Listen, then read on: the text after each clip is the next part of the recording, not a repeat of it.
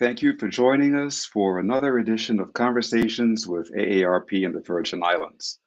I'm Troy Deshabir Schuster, State Director for AARP.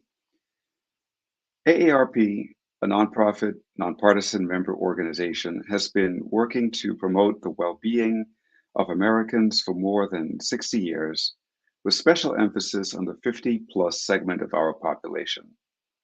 With a nationwide presence and nearly 38 million members, AARP leads positive social change, delivering value to members through advocacy, service, and information on issues that matter most to families: health security, financial stability, and personal fulfillment. Over the years, AARP in the Virgin Islands has worked on bills, resolutions, and public policies on issues that have tremendous impact across the territory. Today's show is the second part of our series that will highlight all things advocacy in the Virgin Islands for 2023. Joining me today is Pamela Toussaint, Associate State Director of Advocacy and Outreach for the State Office, to talk about where things stand on legislative priorities for 2023. So, Pam, welcome. Hi, Troy. Good morning. Thank you so much for having me again on today's show, talking about all things advocacy. It's a great topic, and it's a prime time to have this discussion for sure. Definitely, definitely. And before we get into the heart of the discussion, tell our listening and viewing audience what you do as the Sure. Associate State Director of Advocacy and Community Outreach. Sure, absolutely. So, my primary role really focuses on working with policymakers, legislators, as well as the administration. In terms of seeing how we can move forward positive change in the territory as it relates to creating those changes for our elderly so that they can, at the end of the day, live their best life. Um, as you mentioned, ARP has over 38 million members nationwide, but here in the territory, we have over 22,000 members.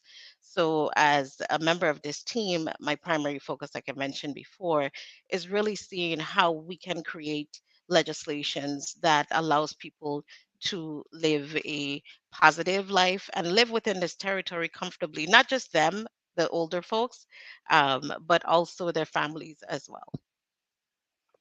Great.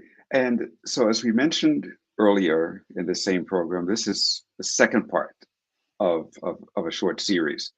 So, a couple of weeks ago, we did a show regarding the the first two priority issues of advocacy. That's lowering prescription drug costs, uh, which included a discussion on the Inflation Reduction Act of 2022, which is federal, and also the work that we're doing on the prescription drug monitoring program here in the Virgin Islands.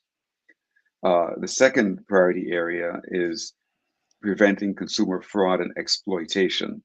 So we talked about the amendment to the part of the VI code that relates to elder justice.